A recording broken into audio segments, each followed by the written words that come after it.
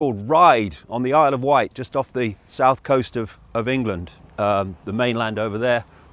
And one of the things that I've heard said over many years about me and what I do is that I do it all for the money, and that I make millions of pounds a year. I think it was 5 million, someone said, and they said they knew that. Oh, really? I wish I did.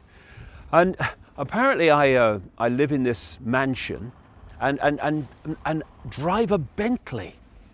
Not that I want a Bentley, therefore I don't drive one. And this is my Bentley. Here it is.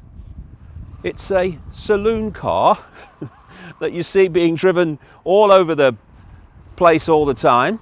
It's a few years old, not complaining about that, but some of the ludicrous things that are said, like, you know, I have a Bentley and a mansion and earn millions of pounds a year, it's just insane. So what we're going to do is show you me mansion. It's lovely.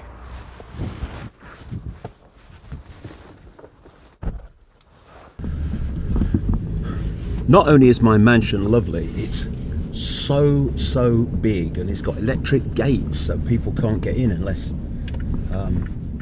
I open the electric gates. You know, I know all this is a fact because I've read it in a few places, and a few things have gone around about all this bloody nonsense. So come and see me mansion. I've put the butler on alert, so he'll be ready to talk to us and get us a cocktail.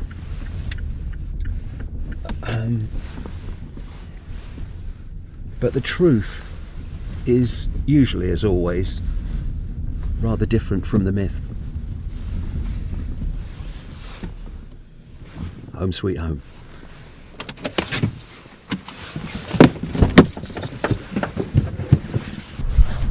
Here it is, my mansion with its pillars. Oh, it's so select. And people say, oh, look at that big house he lives in on the Isle of Wight.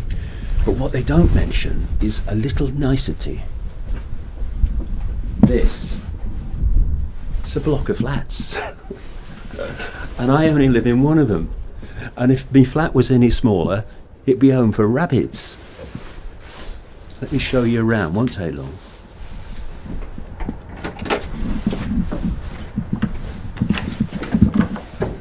Number 8, infinity, apparently. Come in. Excuse the mess, they're my light bulbs. I've been buying light bulbs. You know the old light bulbs? Before they banned them in Europe and brought in these twiddly green things that are cumulatively lethal. In fact, more than cumulatively if the mercury gets out. Well, they give off chemicals and radiation and all that stuff. So before the ban came in, I built loads of these bloody light bulbs, and I've got a place for most of them, but they're going to have to sit there. I'd rather they be there than have the other light bulbs. This is the biggest room of my mansion, and as you can see, I don't come in this room very much, but when I do, it's usually sitting there working, because it's a constant thing. It's a constant unravelling story of research and information and communication all the time.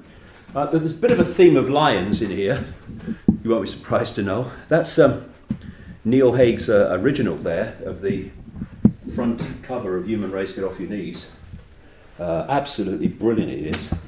And I sit there in my chair in the evening, fiddling away here, having a chat with my lion. And this is a picture that my little granddaughter did for me of a lion, of a granddad, and absolutely brilliant that is.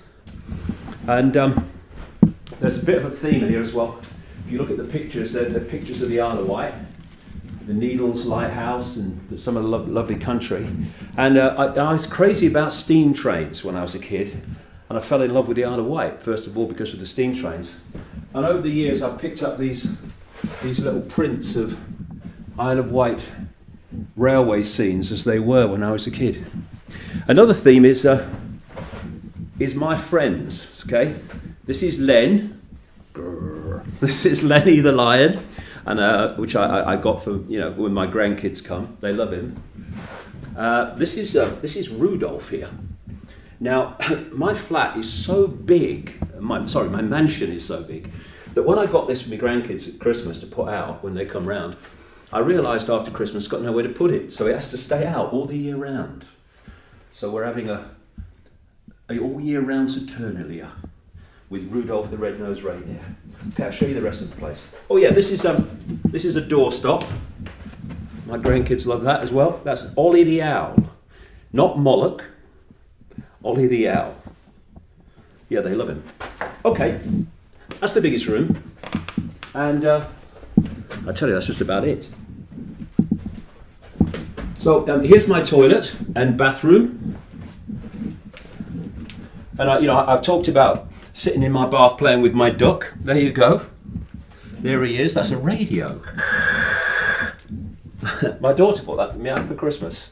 Floats on the water, playing radio stations. And here's my kitchen. And if you've got a cat, don't swing it because it will hit its head. It's like a little galley on a boat, but for me, it's perfect. Suits me perfectly. But obviously, the kitchen maids stay off, And this is my bedroom. And that's it, really. Nice window view out there across the garden in the centre of the square. And the only other room to show you is where it all goes on, really, where I spend most of my life. Again, don't swing a cat, but, it's good enough. I got all my books up there and got my mother up there. My mother died, quite a few years ago now. And my brother had a blow-up picture to put on display at the funeral so you could remember her for what she really was rather than this no longer functioning body computer in this coffin, I thought it was a great thing. And so I got a copy of that. You'll see the themes of lions again around here. And this one I love. Oh God, this one I saw that, I thought it was brilliant. Integrity. The soul is dyed the colour of its thoughts. Think only of those things that can bear the full light of day. The content of your character is your choice. Day by day, what you choose, what you think, and what you do is who you become. Your integrity is your destiny. It is the light that guides your way. I thought that was absolutely brilliant. So anyway, it's taken us, if I didn't talk and waffle on, it was taking us about 2 minutes, if that, to walk around this flat. It's so small. And that's not, oh, look at poor me, I've only got a small flat, that's all I want. Because my life is what I do. Therefore, I don't want the big house, I don't want the big car, don't want all the trappings of all this stuff. Because it's a strange thing that the world is such that a lot of people, find it very difficult to accept or believe that anyone would literally dedicate their life to a cause and work at it 7 days a week, sometimes 12, 15 hours, sometimes, often when I'm writing a book, because it was what they believed in. It's what they believed was right. No, there's got to be a catch. He's got to be doing it for the money. He must be making millions. He lives in a big mansion. Someone told me. Electric gates. Ooh, the Bentley. Yes, that's why he's doing it. No. Doing it because the world is in the state it is. And before I leave this reality, I want to do everything I can to make a difference. Not for me, as I'm speaking now, a few weeks from now, I'll be 60. It's not me who is 5 years of age or 15 years of age, or 20, 25, 30, that are going to have to live in this gathering Orwellian nightmare for most of their lives. But so what? Since when was what you do only about what affects you? This is how we got into this mess. This is why the world is as it is. Me, me, me, me, me, me, me. What's in it for me, me, me, me, me? And am I going to stand up for justice? Well, is the injustice against me? No. Well, no, I'm busy that day, and all this stuff. I'm just trying to make a difference. Not become a millionaire. What am I going to spend it on? I mean, look at the size of the flat. I've lived here now for what, 10, 11, 12 years.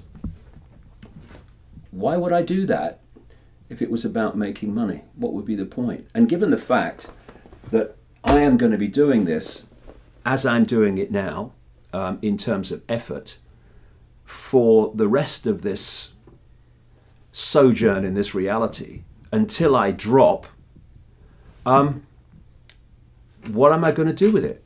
Anyway, if it was there, because I ain't going to retire and go on Mediterranean cruises and all this stuff.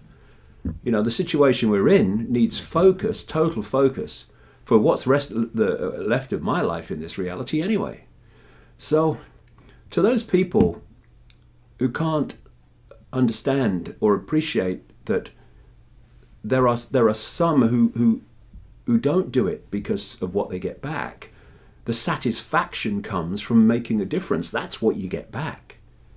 And the mansion doesn't exist, nor does the Bentley, and all this other crap. And if people would just spend more time making their contribution to what's happening in the world, instead of trying to undermine those who are trying to do that, the world would be a better place, and this control system will be coming down a lot quicker than if they don't. This whole thing about doing it for the money goes right back, funnily enough, to 1990, when I started having my then strange experiences, in 91 with the Wogan show, and I was going through all this mass ridicule, extraordinary levels of ridicule. And people said, he's only doing it for the money. I'm taking mass ridicule for the money? I can't walk down any street in Britain without being laughed at for the money? What money? Because what happened is that when this started, this change in me started to happen in 1990, I left the BBC. I didn't leave voluntarily. They got rid of me for some reason, out of nowhere. Obviously, it was part of my life path, but I didn't understand that at the time. And I went well in excess of a year, more than a year, without earning a penny, because I was trying to follow this path that was unfolding in front of me, and I didn't know what it was. And then after the Wogan show, the ridicule reached massive proportions. And after a while, I started going around talking at different places publicly, in the days when nobody came. And I remember I was speaking at Liverpool University in the northwest of England, and there was hardly anybody there. And I was going to go home, as I did most times when I spoke in those days, poorer than when I arrived. And I took some questions at the end, and in this kind of, big kind of hall with nobody in it, very few. And one man stood up, he said, "What you doing with the money? Where's the money going?" I thought, where's the money going? Out of my bloody life, mate. That's where it's going. And it was like, I had a friend I used to travel with at the time, Yeva. She was lovely. She was like a Native American grandmother, lovely lady. I travelled with her quite a bit at that point, and she was very, very good for me because she was helping me try to understand what was happening in my life. And when he said, "Where's the money going?" I looked across, and she's going, "Oh God, they only knew." And so it's this kind of strange theme that to do anything you have to be doing it for the money. It's not true. That's not to say that I'm a poor or anything like, but over the years there have been periods like when those early periods when I was earning nothing and just existing on what I'd earned from television, which was not that much, funnily enough.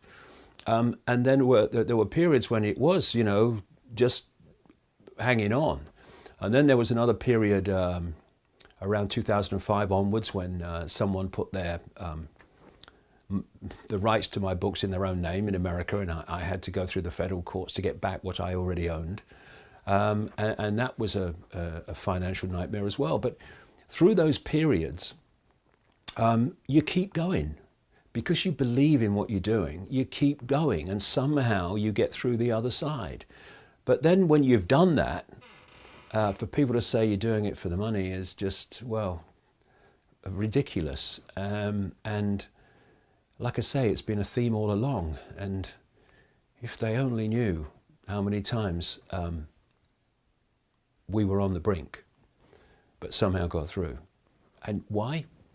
Because when you